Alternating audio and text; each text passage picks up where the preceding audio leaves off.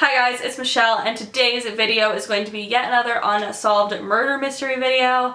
I find unsolved murder mysteries to be super interesting and just creepy, obviously because they're unsolved and also because they're murders, duh. But yeah, you guys really like when I do these videos. Some of them are like so unsolved that their bodies haven't even been found, but we can like assume that something bad happened.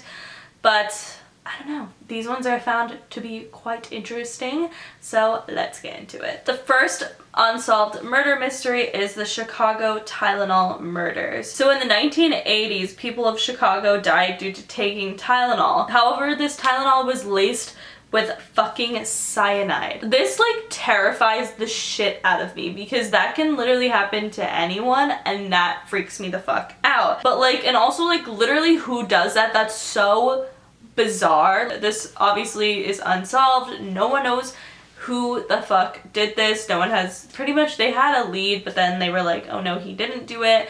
And so it remains completely unsolved. However, what creeps me out the most is like the motive behind this person. Not only are you killing innocent people, but you're killing innocent people that you don't even know. And also, it's just like, I don't know, it just is so crazy. Like, always check to make sure that like seal of you know, like the protection seal on anything, pretty much make sure it's sealed, because if it's not, something really dangerous could be in your food or your medicine, and that just, I don't know, creeps me out. And I know those protection seals always annoy me when I'm like taking off like salad dressing or something like that, like, because it's like, ugh, like I just don't want to touch ketchup or whatever the fuck it is. But to be honest, it is for your protection, so like make sure that shit is fucking sealed, because this, I don't know, for some reason that creeped me out. Like, how can, like, I'm not saying I get it if you kill people that you do know, but like it makes more sense to have a motive behind it. Like, what could be the motive in somebody's head to kill people that you're not even like actively killing them? You're just poisoning random ass people that you don't know. Like, that freaks me the fuck out. The next unsolved mystery occurred in 1998 when Amy Bradley, a 23-year-old, went on a Royal Caribbean cruise. She was seen partying the night before she went missing with the band of, like, the cruise's band, which is kind of like, I guess like at the kind of like the clubbish area, there's like sometimes like bands that play, or like by the piano bars usually there's like a band that's playing, or karaoke bar. It depends on what cruise you go on. But basically, like, I guess she was just hanging out with the band, partying with them, singing, having a good time. However, the last time she was seen was at 5:30 a.m. Her dad saw her sleeping on the deck, which I don't know if that means the deck of like their balcony or if that means like the pool deck, which to me would be even stranger if she was sleeping on the pool deck. Like, as a father, if you see your daughter just sleeping on like one of like the lounge chairs at the pool, like the public pool, like why the hell would you just like leave your kid there? I know she's 23, but like still, like, I don't know, that kind of just was a little bit weird detail to the story. But basically by 6 o'clock she was already missing. The cruise ship was docked in a place called Surag Antilles. I literally do not know how to say that at all. I'm sorry. I'll put it here.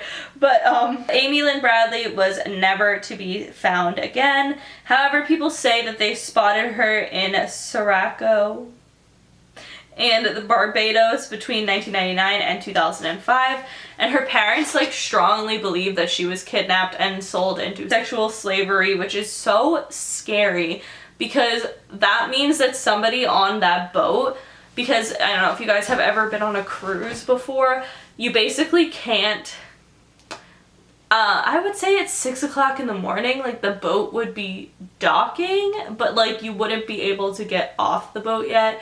There's usually departing times and stuff like that. I don't know how much has changed since 1998, like I don't know, but like whenever I go on cruises, basically you have certain times that you are allowed to like leave the ship and get back. I would say 6 o'clock in the morning would definitely be way too early for a cruise to be like ready to go and everybody to be getting off the cruise. That means that somebody on that cruise was going there for a reason, knew what they were doing, because if she had not left the cruise, which she probably did not leave the cruise, I'm assuming somebody took her on the cruise and took her off onto the island, because that's usually, like I said, what happens usually. You're not allowed to like leave the ship that early. So that means somebody on that cruise went on that cruise with the intention of kidnapping women for sexual slavery in that country. Scares the fuck out of me because, like, I don't know, like, so many young girls go on cruises and, like, it's just so scary that, like, people could be booking that cruise for, like, an ulterior motive, like, not even them just getting off the island, just them being alone on the cruise. And if the girl was partying, she was possibly drunk, maybe she was even drugged, like, who the fuck knows? Like, that's so terrifying to me. So, like, if you guys go on a cruise or on vacation or anything, just be very, very careful, because sexual slavery is sadly still very much a thing. It's very terrifying. So the next unsolved murder mystery happened in Oakland County, Michigan between the years 1976 and 1977. There was an unnamed serial killer, basically dubbed as the Oakland County Killer, because they killed in Oakland County. They killed at least 4 children that we know of, and they were all from the ages of 10 to 12, and at least 2 of the kids were sexually assaulted, which is obviously very, very sad for, like, little kids. Like, I don't know, I feel like you'd think that they would get to the bottom of it, especially if it's just in one county. I don't know. And just one of the examples of one of the children, his name was Timothy King, and he was 11 years old, and his parents turned to the media. His dad was on television begging, like, to just, like, please, like, return the kid, because they assumed that he was kidnapped or some sort. And his mom even wrote to the Detroit News saying that he promised to provide his favorite meal if he got home, which was Kentucky Fried Chicken, aka KFC.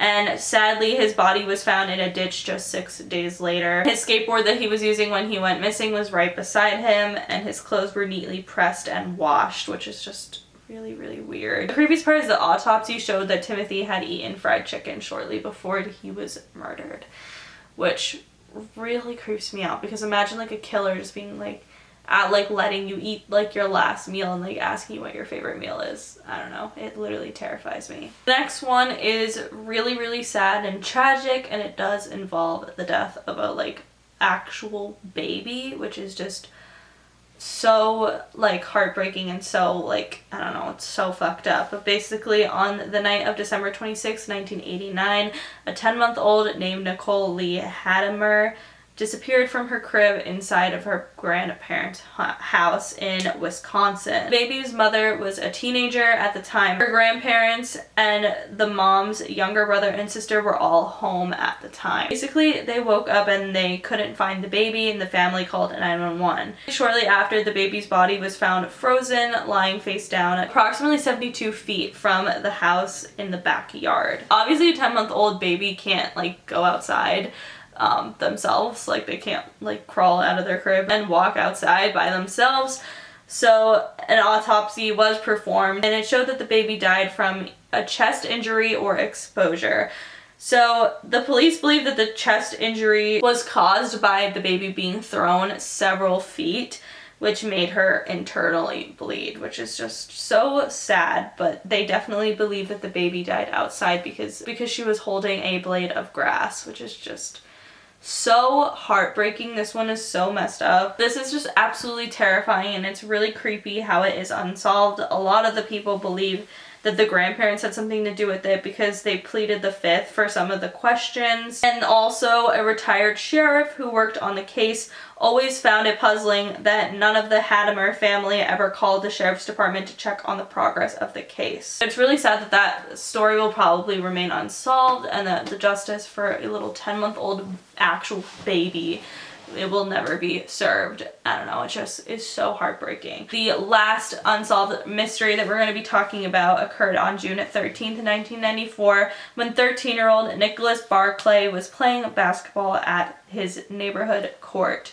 So he was playing basketball, and then when he was finished, he called his mom to pick him up. However, his mother was asleep, and he never came home after that. It was thought that he ran away because he did have a juvenile hearing set for June 14th, which is the day after he disappeared. So people found that pretty suspicious that he like suddenly disappeared right before he had this court hearing. So people were like, that's a little suspicious. He probably just ran away. However, years went by, and in October of 1997, the Barclay family received a call from Spain. This boy in Spain was claiming to be Nicholas and saying that he wanted to come home. He said that he got involved in a child sex ring. From there, Nicholas's sister flew to Spain and agreed that this was her brother. So they flew back home to Texas. However, his hair and eye color changed to dark brown, even though it was like kind of blonde and his eyes were blue.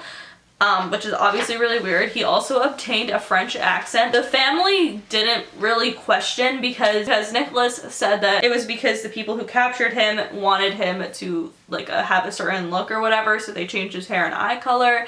However, that doesn't really explain the accent, but basically he said like he was abused and stuff like that. So the family did not even want to have a DNA test. Like, they were just so hopeful that this was their son, and they really believed that it was, until the FBI ordered a DNA test, and sadly it was not Nicholas. The 23-year-old French man posing to be the missing child. His name was Frederick Pierre Bourdin, and Nicholas to this day is still missing. But that's just fucking wild. Like, who sees a story like that and is just like, what was his motive? Like, why would he fake being a child, like a child that went missing? Like, I just don't understand. But that is the story, and hopefully one day Nicholas will be found. Hopefully he will be alright as well. What do you guys think of these unsolved mysteries? Let me know in the comments below. But if you guys like this video, please give it a big thumbs up, and make sure you follow me on Twitter, Snapchat, and Instagram, because I'm always posting really dope shit on there, and subscribe for new videos every single day, and I will see you all tomorrow. Bye. And I miss your ginger hair and the way you like the dress. Won't you come on over? Stop making a fool out of me. Why don't you come